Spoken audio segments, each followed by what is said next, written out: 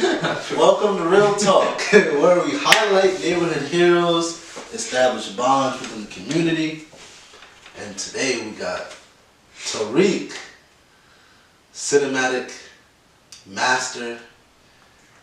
Me. What else? Me. I'm just a person. I'm just me. Major entrepreneur coming up. And we're here to talk. So, how you feeling? I'm feeling good. What's new, what's old? Why are you here today? I don't know. Why? I want to share something, but I'm not sure what I want to share. What should I touch on? I really do you have any questions? I mean, if y'all don't know, well, y'all don't know, but we interviewed Tuesday, and then that fucked up. Let me get some backup audio because the camera's kind of far. Alright. So yeah.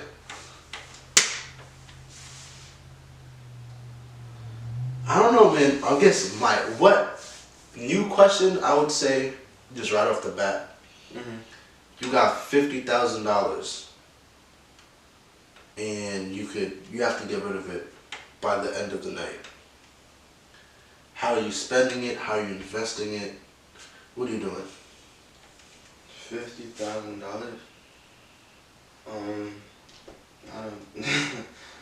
$50,000. I'll probably get some more like equipment, so I'm at a point where I feel like, I'm stable. I can make the content I want to make. Well, first of all, I would invest some of that money because you gotta invest money in like stock market and stuff. That's first. Stock market first. Which stocks? I don't know, man. Just you gotta find something that appeals to you. With equipment, give me. I mean, it's really not about the equipment, but I feel like equipment does add like a sort of like production value to whatever you're making. It's not the equipment; it's a technique, but a higher production value does make things look better, or more cinematic, picturesque.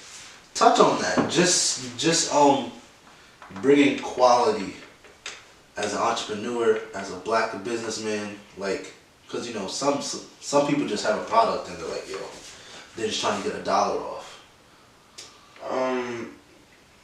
Yeah.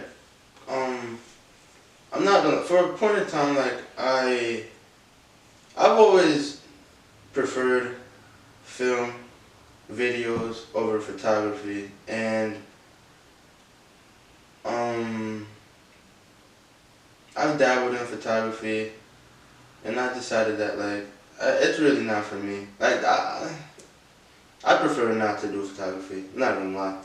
Even though most people or some people tell me I should do photography, but like I don't want to do photography. I'd rather do what I want to do, and it's like I have a dream, a vision for myself, but like nobody else can see that but me. So it's hard to explain that to other people because some people tell me like, oh, I'm just squandering my opportunity. They're doing this, I'm doing that, but like in reality, like I'm just moving at my own pace and trying to tune out. So Okay, so that big thing of like doing what like your soul or whatever you believe in, that's like the law of attraction. So I guess my question is, what does film do for you that photography doesn't? Film is, photography is, photography, you capture a moment, and then like a picture is worth a thousand words, and you only look at it in that context. I feel like see a picture, somebody smiling, they're happy. Okay, you know, that's just like a moment. In film, I feel like it's like a collection of moments where it's like they could come together and they could be moving. So I'm not even gonna lie, there are a couple movies I've watched which are just like wow, like, and I've never seen me personally, I've never seen a picture and go like wow. I mean, there are some pictures just like that during like the Great Depression or like that famous photo during the Great Depression, or like pictures of war and stuff. Like those are the only, like for me personally, only two extremes that are like wow. Everything else is just like, you know, it's just a picture. Movies, I feel like it touches, like I connect with movies more. So a picture's worth 1,000 words, but a video's worth a million. If you say that, yeah. Hey, Movies move. I was about to say, I don't know if that's a quote, but that's my quote right there. Movies are moving. Alright, so just give us a little insight on your mind. Like what, how do you how do you break down a problem? Like, say you're trying to shoot a movie. What's your breakdown? How do you do it? Me, I don't know if this is good or bad, but me, I get ideas and then I honestly I pick the, like, yo, what if I did this? Like, pick the wackiest ideas out there. So like I've been thinking through, for instance, like a thesis project I want to do. I want to shoot a short film in Jamaica. And I said that to myself, like, yo, I want to shoot a short film in Jamaica. I'm like, okay, like I just threw that out there. Like I was writing down like ideas. Okay. What would my story be about? What would my story be about? Okay. Then I was like, okay, what are some things that's happening there? You know, like looking at the political climate, and how can I make that into a movie without, you know, making it like a typical, like, you know, story about violence? How can I bring some like understanding like to somebody else's story? Because I feel like we hear stories. I feel like the media is like I wouldn't say one-sided, but like if you look at like the stories that are being told, it's like in the mainstream media, it's like people. I don't want to stereotype, like, okay, people are like, I don't want to stereotype, but like black people are violent.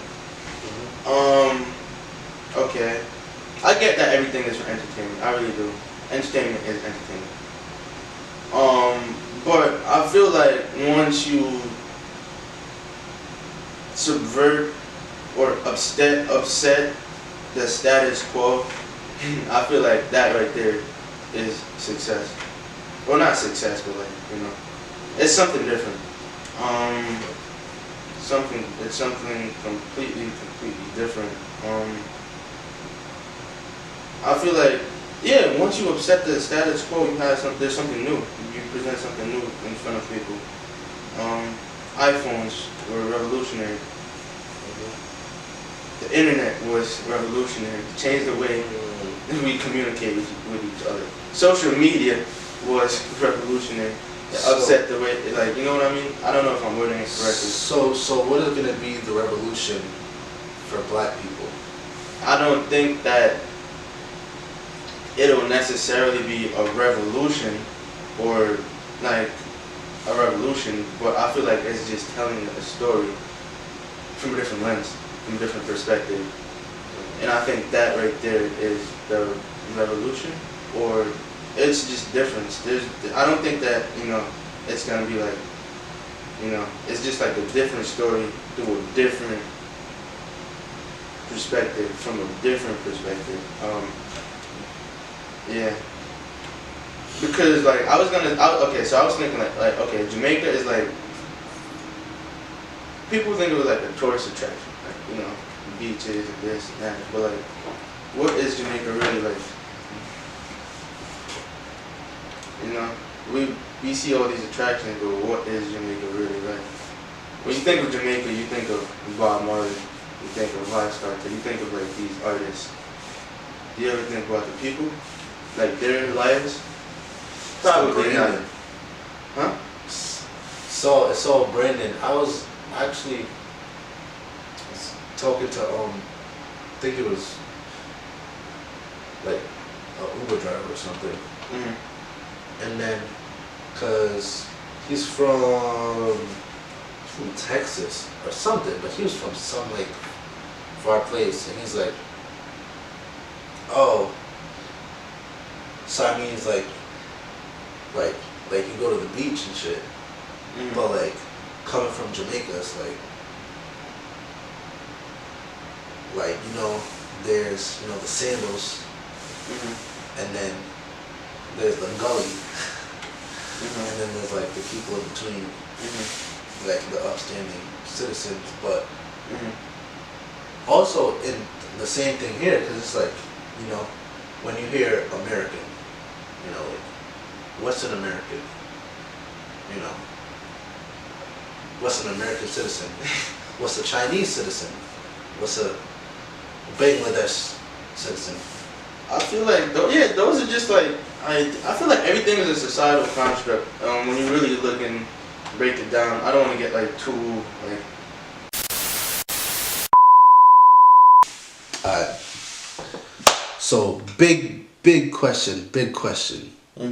And I'm gonna let you can pause, think about it, digest it. Okay? Yeah. Ready? Yeah. Do you support the idea of world domination? World domination? Yes.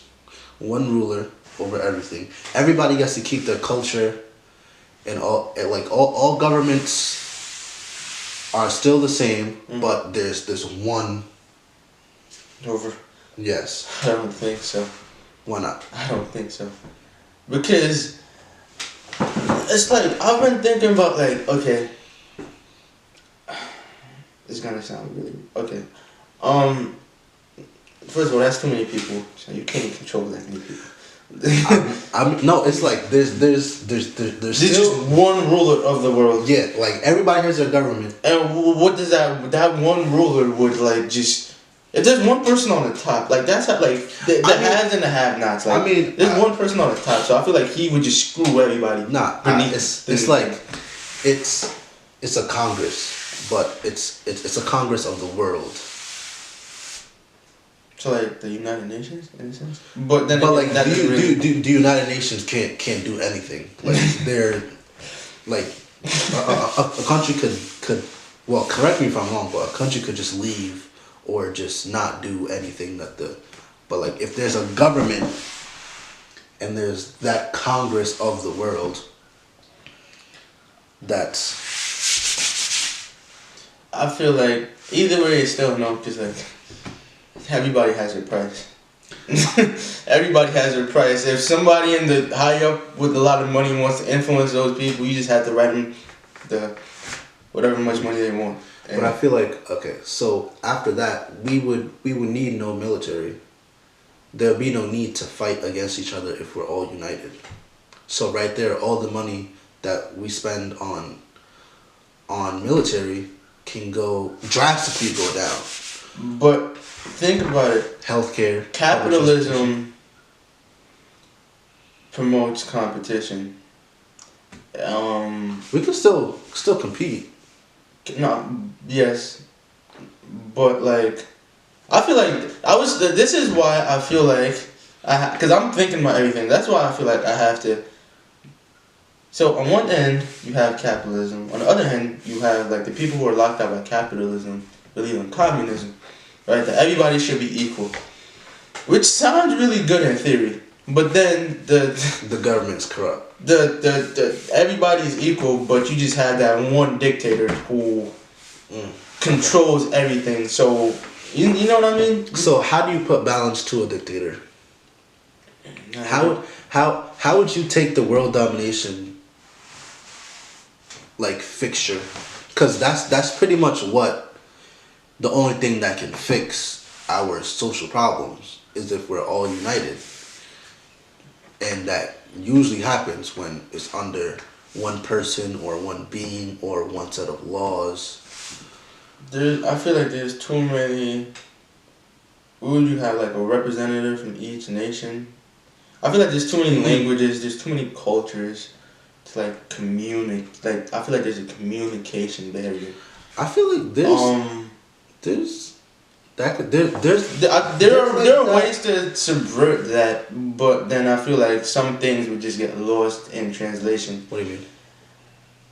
Certain phrases you just cannot translate them, or certain ideas, concepts you just cannot translate.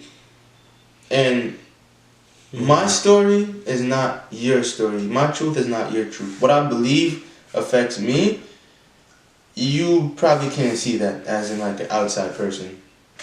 So like I could be complaining about something, but you're just like, yo, what are you talking about? You know what I mean? Like, you know. But even if you don't like, okay. So let's take the example. It was a Supreme Court case. It was this Christian baker that didn't want to bake a cake for this gay couple's wedding. Okay. And it went all the way up to the Supreme Court because they're saying that's discrimination, but they're I'm blanking. I feel bad. Bill of Rights. It says freedom of religion. Their religion doesn't support gay people. But you also can't discriminate somebody just because of their sexual orientation. So the way that like. And what was the ruling? I think the ruling was that she didn't have to make the cake.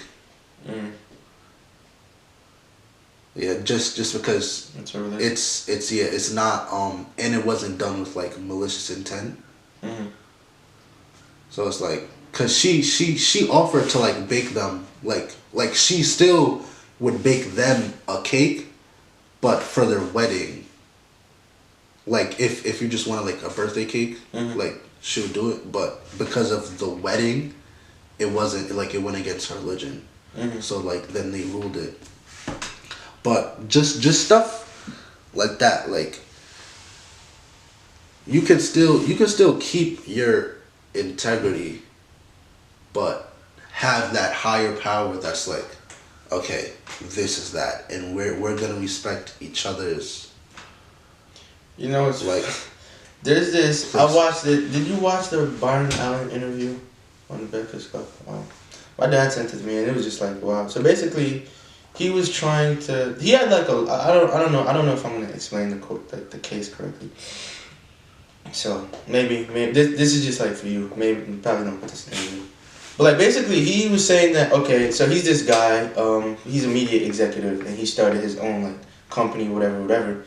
And then I think he ended up suing Comcast because he's like, these guys, they're a fucking monopoly. Like they're controlling all of like our image. Like he's like all of our imagery. That's a monopoly. They took it to the court, and then they lost. And then he appealed. He's going to the Supreme Court, right?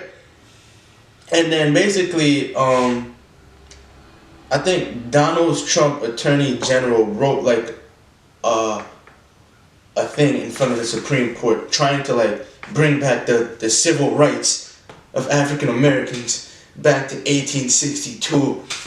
And this was recent. Is this in news? No. No. And this is the stuff that's happening behind bars. So it's like, and they called the man a terrorist for trying to like negotiate. Like, yo, what you're doing is you're controlling our people. You're controlling our imagery. And they called the man a terrorist for saying that.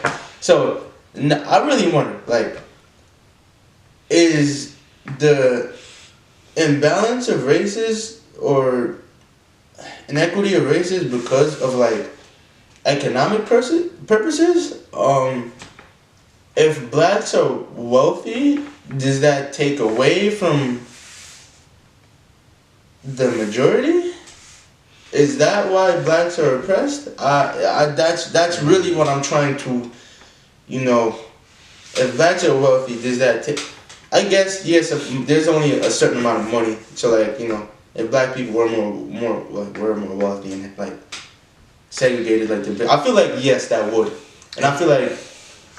You know it's Because interesting. once you have one successful black person, you could have more successful black people, and have more successful black. So now I see like okay, now I see what's happening. See, I don't know if it's like I don't wanna, bro. Please don't put this on me.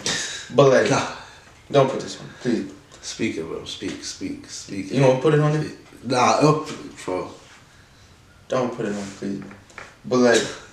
I don't know if it's like malicious because if that is, then I want to stay far away from that. Like, think about it. You know what that brings? I mean, I don't know what that brings. Like, do people just start threatening you because like you're a black person in power, and can these black people not speak about this because, you know? I mean, that's also a thing about like financial literacy in like the black community. Because actually, who we thinking about partnering up with is on the Hudson Valley Current, which is like my other job. This is local currency. I don't know if I told you about it. Yeah. But it's local currency that encourages you to spend your money within the community. Because when a company comes in, takes money and leaves, that hurts the community because those dollars never come back. Yeah. Like big example, that extension of Vassar Hospital, I think it was. Mm-hmm. If you were here when they were doing construction and you looked at all the license plates, Connecticut, Massachusetts, again, Philadelphia. Yeah, it's the nobody from this community got any of. I think it was like a $200 million project. Nobody. From how much of that money stayed in Poughkeepsie? So it's like. Just financial literacy. I feel like that's different though, cause like the construction industry is like I met a person. Actually, I met somebody who was working on that project, and he told me he moved all the way from Arizona to work on a Vassar hospital. But it's like they're going through agencies, so it's like the agent. So it's like when you really get, it's like the agencies are like you go through an agency like you're certified or whatever. I don't know if this is true, but like he was telling me he goes through an agency. It's like he works on a project, then the agency would him back like, yo, we have this for you. And then he goes back again. But it's like, you couldn't even get a Poughkeepsie, like, based construction company, like, laid the ground cement. Like, I mean, I don't have any facts to back that up about how much of those dollars went to Poughkeepsie. That's why I said I just want to do what I'm doing. Below the radar, and then once I ask for the money, I'm gonna be like, yo, this is what I've been doing. This what the project gonna look like. Give them a layout, boom. I'm like, who is this kid? Yeah. I'm like, who is this kid? And, I like this topic of quote unquote money. So, but it's like it's just this thing. It's like, you know, it's this mythological thing that really doesn't exist. But it's like. It haunts people like forever. It's like, I need money. I need to get to the bag. I need to da. But it's like, if you think about it, it's just an extension of bartering. Like, you know, back in the day, if you were a welder and you needed like some corn, you gave a little piece of iron to the farmer, and then the farmer gave you a basket of corn, and then you were set for like the next 2 weeks because you got corn, you got corn soup. But it's like now it's you gotta get money, you gotta sell the corn for money so you can buy that iron. So it's like it's capitalism. Yeah. And then, but the thing with capitalism, that capitalism is great. like the idea of capitalism is like that's what makes America like America. That you can come here and you can have a little studio set up with, put some elbow grease in, and then you could get places with relative other variables too. But it's when the money is being held up by this one being, because that's what capitalism is supposed to be. A company gets bigger, the CEO gets more money, then he gives money to the executives gets more money, then it's supposed to be a trickle down. But the thing it doesn't trickle down. The trickle down has stopped. So it's like when we talk about money, if we were to collect every transaction that has ever happened, it would equal to zero. Because money isn't real. Yeah. But people don't understand that. And I feel like once you really... I still don't understand it. Once you stop worrying about money, that's when the money comes. That's literally I've been reading. You know what is crazy? I find this so crazy. Economics. Probably the most important thing that we need to know about. Like, what do you remember about econ from high school? Scarcity. Scarcity.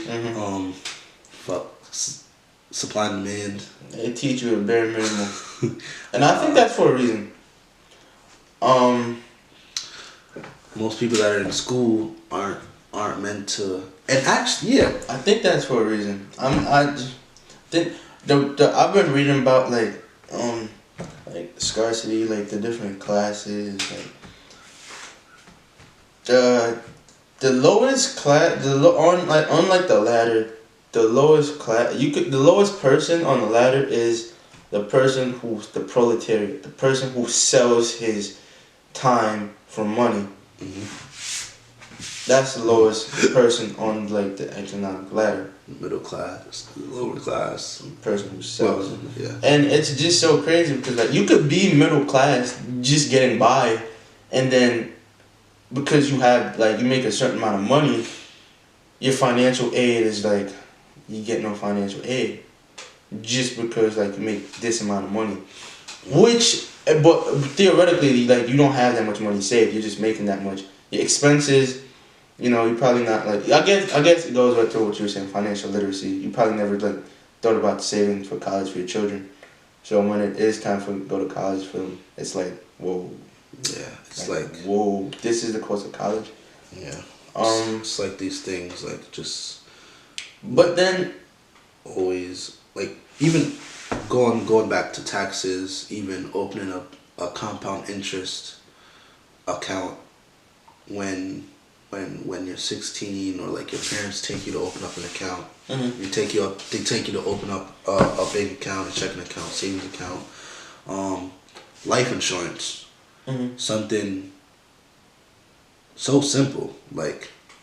You can get a decent $500,000 like quote for $10 a month, as long as you're healthy.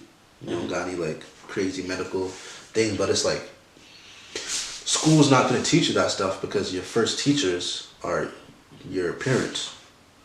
So it's like if your parents don't teach you that, you're almost set up to fail if you don't have that hunger to like learn. Yeah. And I feel like that's where, like, a lot of people say like, but I feel like that's where black people in general, like we suffer the most is when we're already in a majority are in single family households that are underfunded. Yeah. And parents have to work double shifts, so you don't really have that connection with it. And then you go to school and then you don't learn anything that directly influences your life, or you learn something but you learn it from the white perspective of this stable family.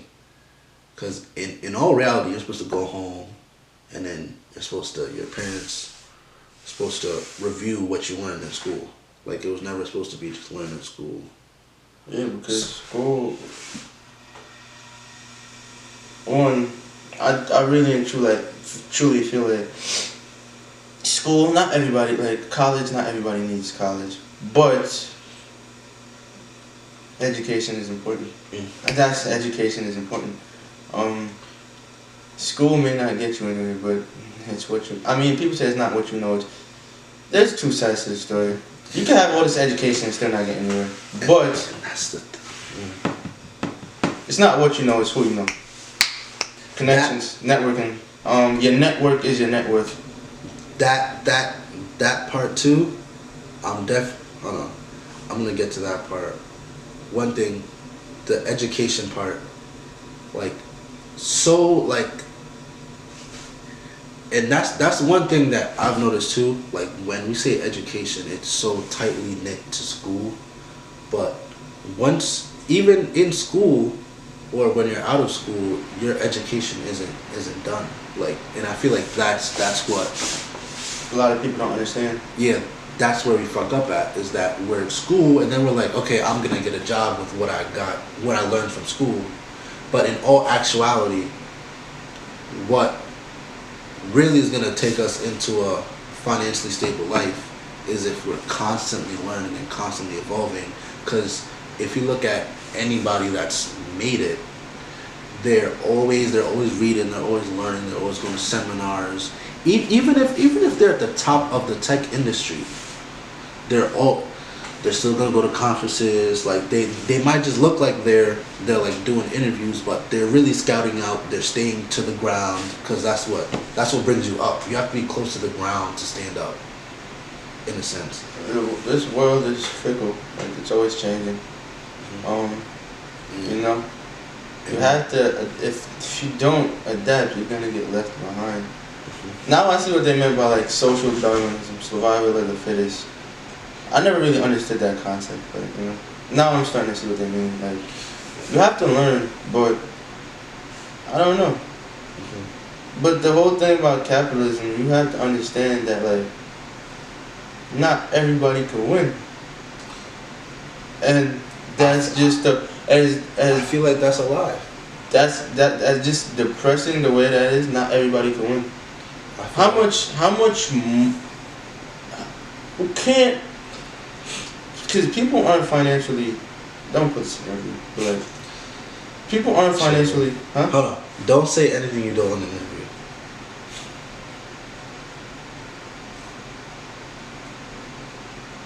Nah, man. Because I feel like, why should they listen to me though? Like, who am I? I'm just 19 years old. If they don't want to listen to you, then they'll just exit off the video. I mean, anybody that's watching to this point wants to listen to you. Okay, people aren't financially literate. But you know, how do we learn? Where do we go? You gotta teach us about the internet, bro.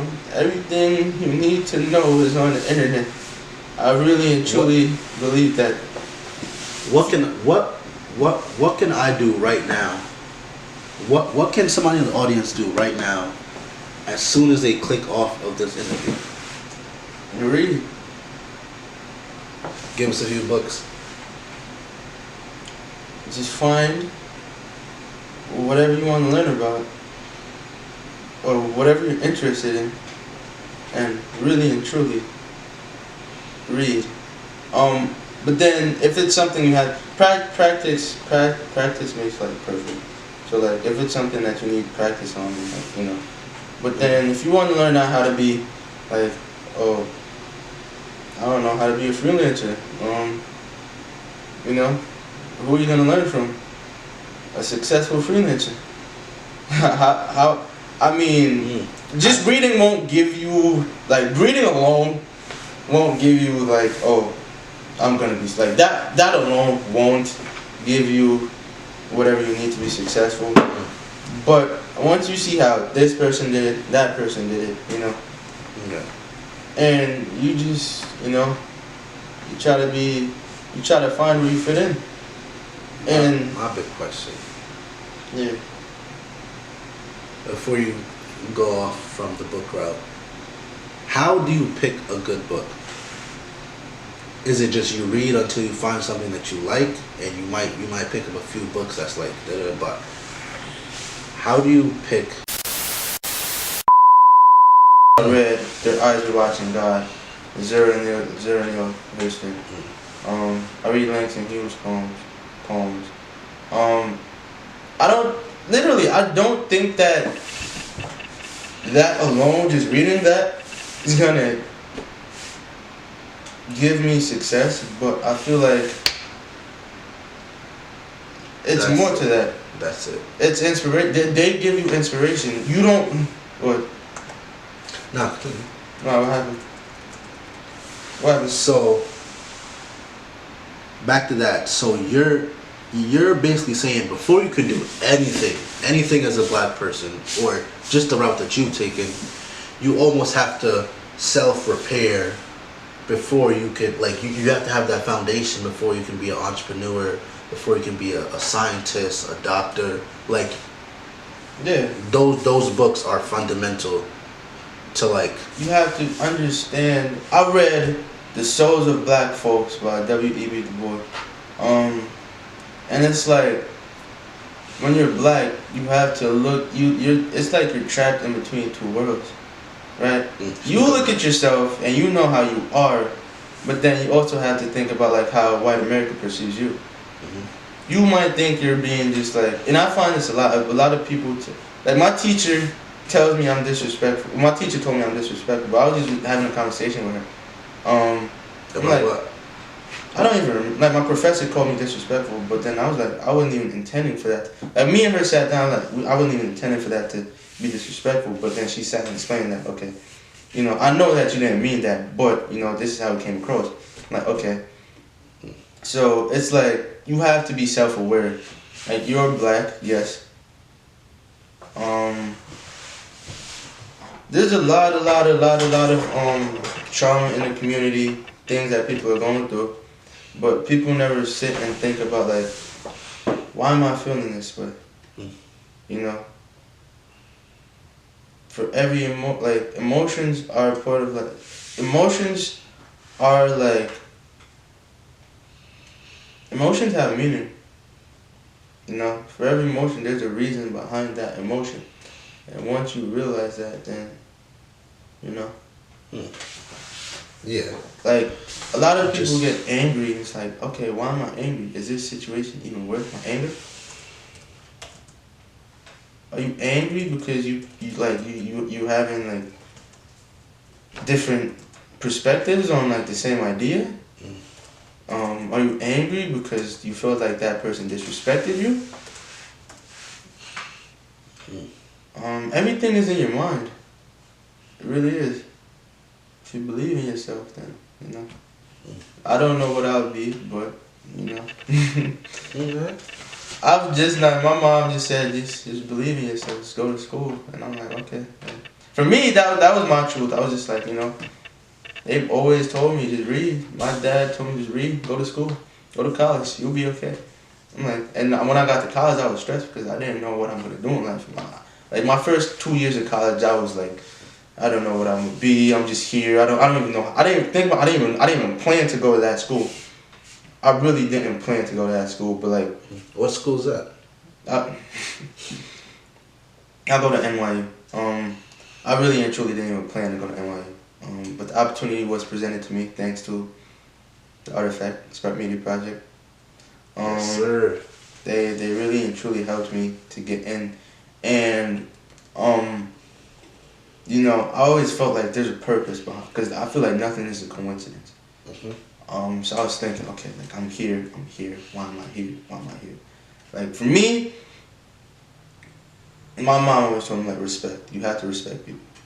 You know, you always have to respect people. So like I've just always been like a respectful person. You know.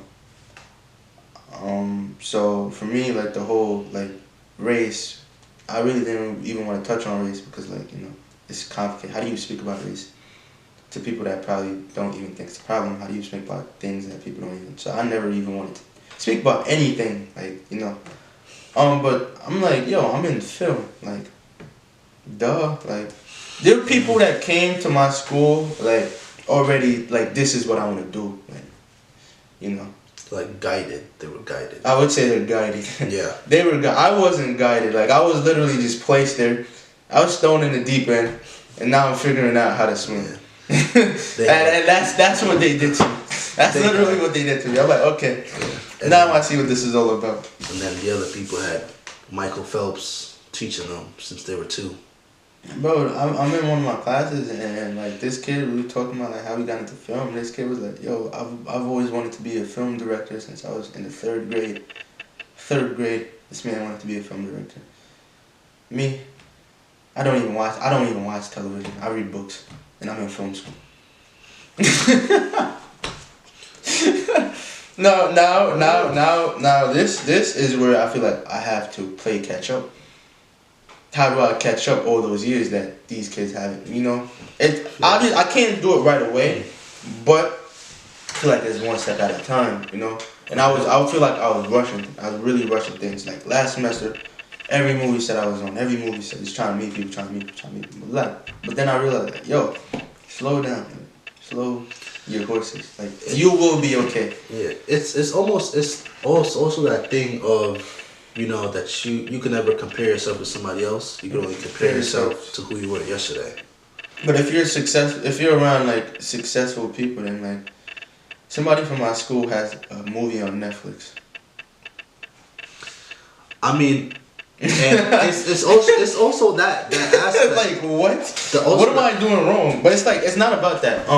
Yeah, it's not. That's exactly what it is. Don't compare yourself to anybody else. Because there's always going to be somebody out there that is better than that is quote unquote better. Yeah. But that's just how everybody's working on their own clock. Everybody's on different. And that's when I come to realize it's like, okay, like I'm on my time. Like now I'm starting to slow down and stop. Like things will come to me.